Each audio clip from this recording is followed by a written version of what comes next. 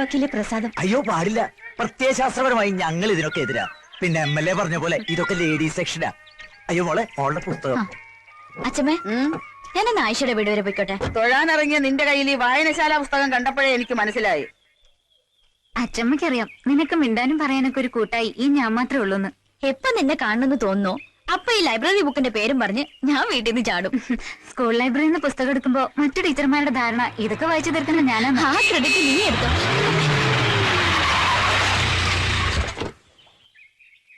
പെങ്ങളെ ഒരു 2 മിനിറ്റ്, എനിക്ക് ആ കുട്ടിയോട് പേഴ്സണലായിട്ട് ഒരു കാര്യം പറയാനുണ്ട്. അന്ന് യക്ഷിയെന്ന് വിളിച്ചതിന് നേരിൽ കണ്ട് മാപ്പ് ചോദിക്കാൻ കാത്തിരിക്കുകയായിരുന്നു. പിന്നെ മനസ്സിലായത് കുട്ടിയെ യക്ഷിയെന്നല്ല പിശാചെന്നാ വിളിക്കേണ്ടിയിരുന്നത്.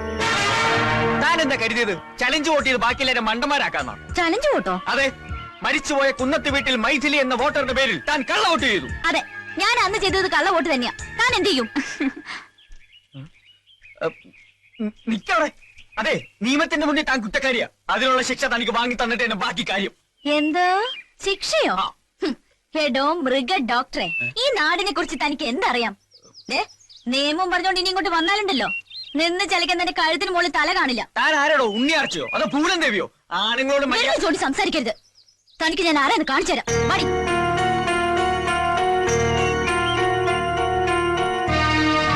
ഹലോ, ഇവിടെ ഇങ്ങോട്ട്.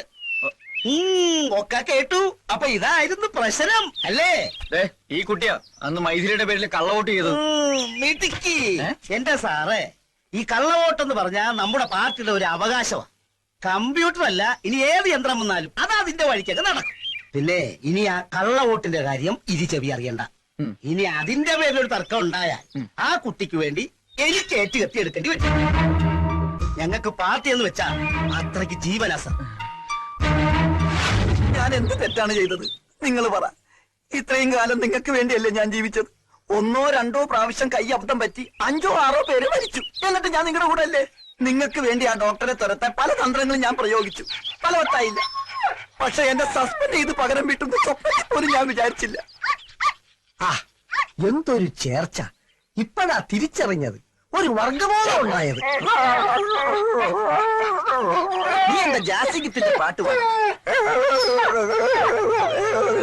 എന്താണ് ഇത്? ജാസിഗിത്തിന്റെ പാട്ടാ.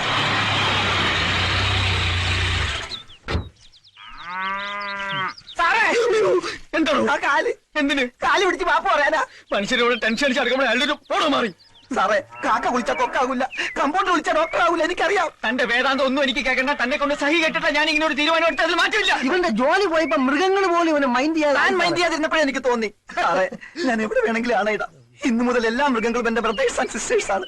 ഉത്തരവാദിത്ത ബോധമുള്ള നല്ലൊരു കമ്പൗണ്ടർ ഞാൻ ജീവിച്ചോളാം. ഇത് സത്യം. ചന്ദ്രപ്പൻ സത്യത്തിൽ എന്റെ അച്ഛനെ പിടിച്ച് സത്യം ചെയ്യുന്നുണ്ട്. എന്റെ അപ്പം മരിച്ചോയില്ലടാ. എന്തോ ഇതിനെ കുത്തിവെക്കാൻ കൊണ്ടുവന്നതാ. എന്റെ ഈ അമ്മളിക്കുട്ടി പ്രസവിക്കുന്നത് ഒരു ഓസ്ട്രേലിയൻ പശുക്കുഞ്ഞിനെ തന്നെ ആവണം. അത് നടക്കില്ല. എന്റെ കയ്യിലൊരു നാടൻ ഇരിക്കുമ്പോ നിനക്ക് ഫോറും തന്നെ വേണമല്ലടി. രത്നമ്മയിൽ നിന്ന് ഞാൻ ഈ കരിങ്കാലത്തിൽ ഒരിക്കലും പ്രതീക്ഷിച്ചില്ല. നിനക്കറിയോ, അമ്മിനിക്കുട്ടി പുഷ്പിടിയാവുന്നത് കാത്ത് കണ്ണിൽ ആവണക്കെന്ന് വെച്ച് കാത്തിരിക്കുക എന്റെ ഈ മുരിക്കുട്ടൻ. താനൊരു വികാര ജീവിയല്ലോ. തന്റെ പ്രകൃതമായ ആവശ്യത്തിന് ആരെങ്കിലും തടസ്സം സഹിക്കണോ? സഹിക്കോ? മാറിക്കണോ? തന്റെ ഈ ഓഞ്ഞ കളെ കൊണ്ട് ഇപ്പൊ ഇവിടെ ഇറങ്ങിക്കോണം. ഇല്ലെങ്കിൽ തനിക്കെതിരെ എനിക്ക് നിയമ നടപടി എടുക്കേണ്ടി വരും. ഒരു മൃഗ സഹജീവിയുടെ വംശം നിലനിർത്താനുള്ള മൗലിക അവകാശ സംരക്ഷണത്തിന് വേണ്ടി ഞാൻ മനുഷ്യ കോടതി വരെ കയറും. സമരമുറയിലൂടെ ഞാൻ നേടിയെടുക്കും. മൃഗങ്ങളുടെ വംശം നിലനിർത്താനുള്ള ഡിസ്ക്വാളിഫൈ. നാടൻ കൊണ്ട് നാട് നന്നാക്കുക, വിദേശ ബീജത്തെ ഒറ്റപ്പെടുത്തുക, വിദേശ ബീജം ഇന്ത്യ. സുഹൃത്തുക്കളെ, മൃഗങ്ങളുടെ അവകാശത്തിന് വേണ്ടി മാത്രമല്ല,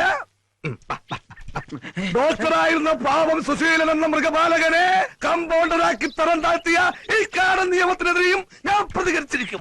വേണ്ട വേണ്ട വേണ്ട, എനിക്ക് ഡോക്ടർ ആവണ്ട, എനിക്ക് കമ്പൗണ്ടർ ആയാൽ മതി. വേലുവേലിന്റെ വേല നോക്ക്. ഡോക്ടർ വാ, MLA വീട് വരെ ഒന്ന് പോണം. ഞാൻ പറഞ്ഞ ഉണ്ടാക്കിയാ മതി.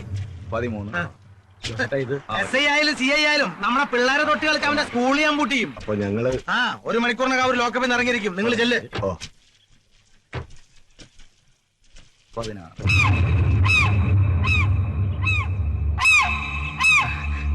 ഞാൻ ഗൗതം, ഇവിടുത്തെ മൃഗ ഡോക്ടറാ. സാറ് കാണണോന്ന് പറഞ്ഞു. പറഞ്ഞു. അവളവിടെ ഭൂമികേ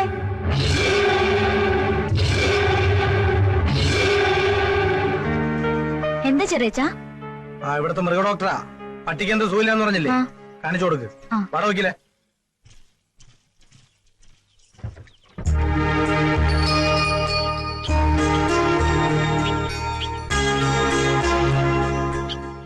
ഡോ, ഇയാള് പക്ഷി ഗവേഷണത്തിന് വന്നതാ? പട്ടിയെ പരിശോധിച്ച് വേറെ സ്ഥലം വിടാൻ നോക്കണോ? ആ പക്ഷിയെ നോക്ക്. കണ്ട പക്ക വെജിറ്റേറിയനാ, പക്ഷെ വായ തുറന്ന നോൺ വെജ്. ചില പക്ഷികൾ ഇങ്ങനെ സാറേ, കണ്ടാൽ പക്ഷി എച്ചിയാണെന്ന് തോന്നുന്നു. എന്തോ അല്ല, ഈ ഭൂമി കുലിക്ക് പക്ഷിയുടെ കാര്യം പറഞ്ഞതാ. എവിടാ പട്ടി? എന്തോന്നാ? പട്ടി എവിടാന്ന്? എന്റെ സാറേ, പട്ടിയല്ലേ ആ കൂട്ടി കിടക്കണേ. ഓ, ഇവിടെ വേറൊരു പട്ടി നിൽക്കുന്നുണ്ടോ? പട്ടിക്ക് എന്താ അസുഖം? അതെ, പട്ടി കുരയ്ക്കാറില്ല. പട്ടിയുടെ ജോലി മറ്റുള്ളവർ ചെയ്യുമ്പോ പിന്നെ പട്ടി എന്ത് ചെയ്യാനാ? എന്ന് മുതല അസുഖം? അതെ, അച്ഛമ്മയുടെ ചുമയുടെ മരുന്ന് ഞാൻ അറിയാതെ ഇതിന് ചോറിലൊഴിച്ചു കൊടുത്തു. അതിൽ പിന്നെ പട്ടി കുരയ്ക്കാറില്ല. വിവരഘോഷി എവിടെയാ മരുന്ന്? അച്ഛമ്മയ്ക്കും പട്ടിക്കും കൊടുത്ത് ബാക്കിയുള്ളത് ഞാനും ഒന്ന് കുടിച്ചു. അത് പിന്നെ കുരച്ചാ പോലും പട്ടിയുടെ ശബ്ദം കറക്റ്റായി. എന്നാ പിന്നെ കൂട്ടിലോട്ട് കയറിക്കോ, ഇതിന് സ്ഥലമുണ്ടല്ലോ. പട്ടി കുരച്ചല്ല, ആളെ തിരിച്ചറിഞ്ഞോണ്ടാ. ഓ, വിളിച്ചു വരുത്തി കളിയാക്കിയതാ അല്ലേ? അതെ. തൊഴുത്തിലോട്ട് വരാൻ പറഞ്ഞു അച്ഛമ്മ. ഏതായാലും വന്നതല്ലേ, ഒരു പശുക്കുട്ടിക്ക് മൂക്ക് കയറി കെട്ടാനുണ്ട്. വാ ഡോക്ടറെ. മൂക്ക് കയറോ? അതൊന്നും എന്റെ പ്രൊഫഷന് പെട്ടതല്ല. എടോ ചന്ദ്രപ്പ, എന്തിനാ ചന്ദ്രപ്പൻ? അച്ഛമ്മ അത് കൊച്ചു കിടാവാ. ഈ ഡോക്ടർ തന്നെ കെട്ടിയാലേ ശരിയാവൂ.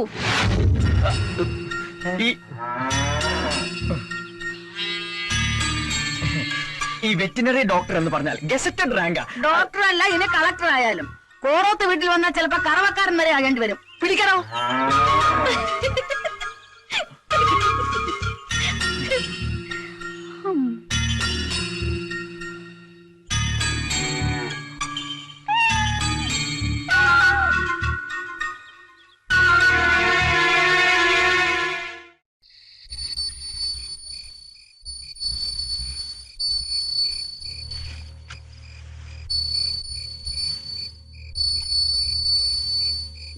ചേച്ചി, കേട്ടില്ലേ ഒരു മണിശബ്ദം?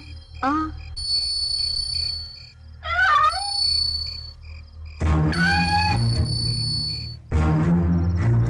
എവിടെന്നാ മണിശബ്ദം കേട്ടത്? ചിലപ്പോ കിളിക്കൂട് തുറന്നതായിരിക്കും. വന്നേ.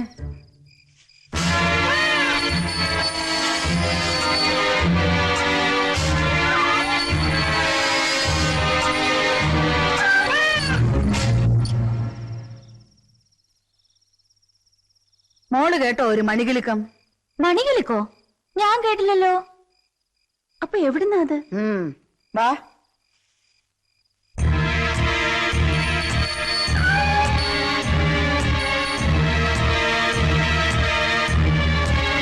നിന്റെ മനസ്സിലൊന്നുമില്ലെങ്കിൽ നീ എന്തിനാ പേടിക്കുന്നേ?